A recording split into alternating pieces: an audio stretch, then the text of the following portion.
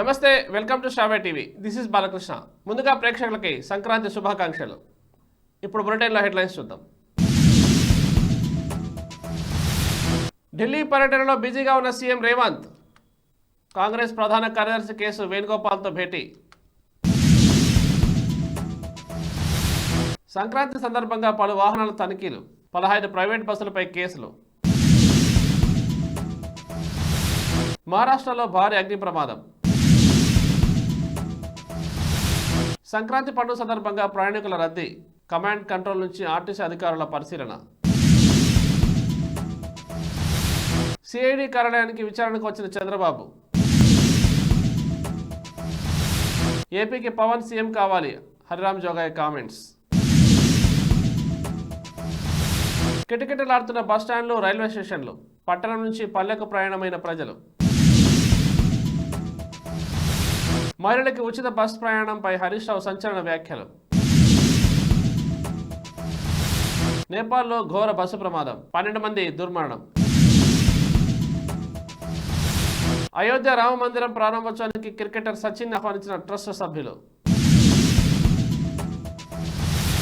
ఇప్పుడు బులెటిన్లో వివరాలు చూద్దాం. ఢిల్లీలో కాంగ్రెస్ ప్రధాన కార్యదర్శి కేసీ వేణుగోపాల్తో తెలంగాణ సీఎం రేవంత్ భేటీ అయ్యారు. ఈ సమావేశంలో తెలంగాణ రాష్ట్రానికి సంబంధించిన పలు కీలక విషయాలపై చర్చ జరిగే అవకాశం ఉంది. అలాగే లోక్సభ ఎన్నికల వ్యూహంపై చర్చించే అవకాశం ఉంది. పార్లమెంట్ ఎన్నికల్లో తెలంగాణ నుంచి సోనియా గాంధీ పోటీ చేసేలా ఒప్పించాలని అడగనున్నట్టు తెలుస్తోంది. సంక్రాంతి పండుగ సందర్భంగా ఎల్బీ నగర్ ప్రైవేట్ ట్రావెల్స్ బస్సుల్లో రవాణా శాఖ అధికారులు తనిఖీలు చేపట్టారు. దీంతో నిబంధనలకు విరుద్ధంగా రోడ్లపై తిరుగుతున్న 15 బస్సులపై కేసు నమోదు చేశారు. వాహనాల్లో కనీసం ఫైర్ సేఫ్టీని యాజమాన్యం పాటించలేదని రవాణా శాఖ అధికారులు ఆనంద్ శ్యామ్ పేర్కొన్నారు. మహారాష్ట్రలో భారీ అగ్ని ప్రమాదం చోటు చేసుకుంది. థానేలోని డొంబెల్లిలో ఒక భవంతిలో పెద్ద ఎత్తున మంటలు చెలరేగాయి. సమాచారం అందుకున్న అగ్నిమాపక సిబ్బంది మంటలు ఆర్పే ప్రయత్నం చేస్తున్నారు. అయితే ఈ ఘటనలో ఎటువంటి ప్రాణ నష్టం జరగలేదని ప్రాథమిక సమాచారం. హైదరాబాద్ బస్ భవన్లోని కమాండ్ కంట్రోల్ సెంటర్ నుంచి సంక్రాంతి ప్రయాణికుల రద్దీని టీఎస్ఆర్టీసీ అధికారులు ఎప్పటికప్పుడు పరిశీలిస్తున్నారు. రద్దీకి అనుగుణంగా క్షేత్రస్థాయి అధికారులతో మాట్లాడి ప్రత్యేక బస్సులను అందుబాటులో ఉంచారు. ఇప్పటికే గ్రేటర్ హైదరాబాద్ నుంచి పెద్ద ఎత్తున వివిధ జిల్లాలకు, రాష్ట్రాలకు ప్రత్యేక బస్సులు నడుపుతున్నట్లు అధికారులు వెల్లడించారు.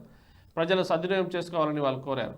టీడీపీ అధినేత చంద్రబాబు విజయవాడలోని సిఐడి కార్యాలయానికి వచ్చారు. ఇసుక పాలసీ కేసులో దర్యాప్తు అధికారులకు ముందస్తు బెయిల్, పూచీకత్తు, బాండ్ సమర్పించారు. కాగా ఇటీవల ఐఆర్ఆర్ ఇసుక పాలసీ కేసులో హైకోర్టు సిబిఐకు ముందస్తు బెయిల్ మంజూరు చేసింది. చంద్రబాబును చూసేందుకు కార్యకర్తలు, అభిమానులు పెద్ద ఎత్తున తరలివచ్చారు. ప్రభుత్వం చంద్రబాబుపై అక్రమ కేసులు పెట్టిందని నినాదాలు చేశారు. ఇప్పుడు బులెటిన్లో షార్ట్ బ్రేక్ తీసుకుందాం.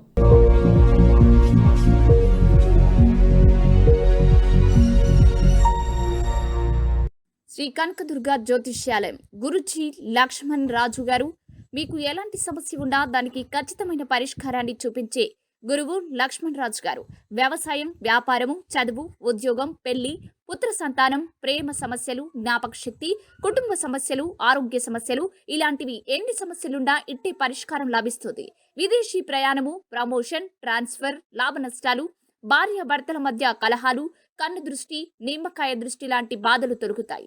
అక్షింతల దోషం, నాగదోషం, రాత్రి కలలు, కలవరింపులు, నవగ్రహ దోషం లాంటి అనేక దోషాలు నివారించబడతాయి.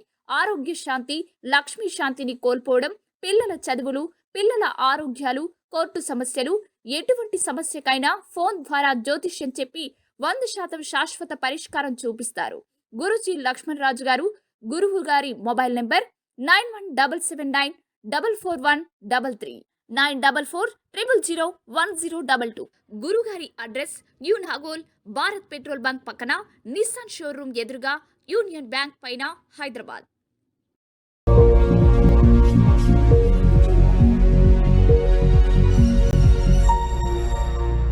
తిరిగి బులెటిన్కి స్వాగతం. జనసేనకు హరిరామ్ జోగయ్య కీలక సూచనలు చేశారు. పవన్ని సీఎంగా చూడాలని జన సైనికులు కోరుకుంటున్నారన్నారు. జనసేనకు 40 సీట్లు వస్తాయని పవన్ తెలిపారని అన్నారు. 2.5 ఏళ్లు పవన్ సీఎం పదవి చేపట్టాలి, పవర్ షేరింగ్ అంశం ప్రజల్లోకి తీసుకెళ్లాలని హరిరామ్ జోగయ్య అన్నారు. హైదరాబాద్లో బస్టాండ్లు, రైల్వే స్టేషన్లు కిటకిటలాడుతున్నాయి. ఎంజీబీఎస్, జేబీఎస్ బస్టాండ్లు, సికింద్రాబాద్, కాచిగూడ, నాంపల్లి రైల్వే స్టేషన్లో ప్రయాణికుల రద్దీ భారీగా ఉంది. సంక్రాంతి పండుగ సందర్భంగా సొంతలకు వెళ్తున్న నగరవాసులతో రద్దీగా మారాయి. అయితే ప్రయాణికులకు అనుగుణంగా ఆర్టీసీ, రైల్వే శాఖ అదనపు సర్వీసులు నడుపుతోంది.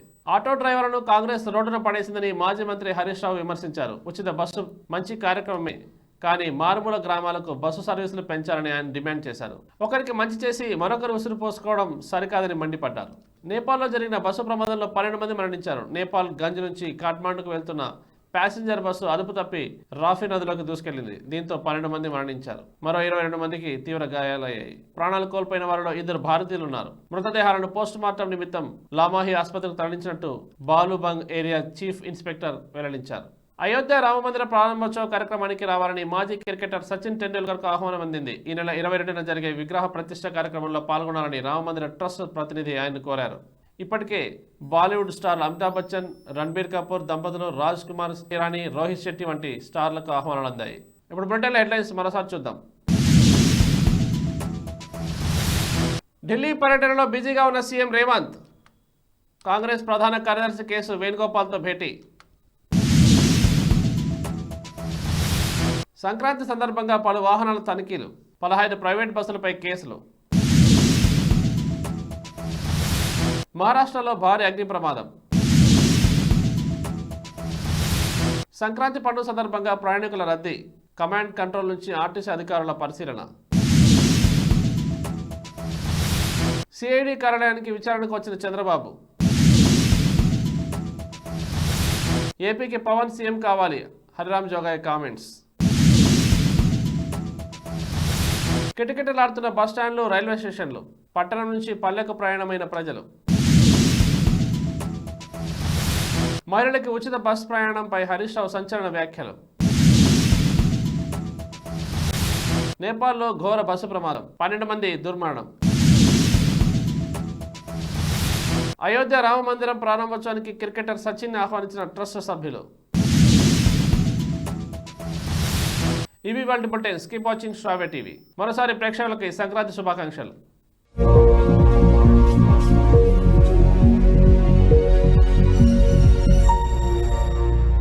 సకల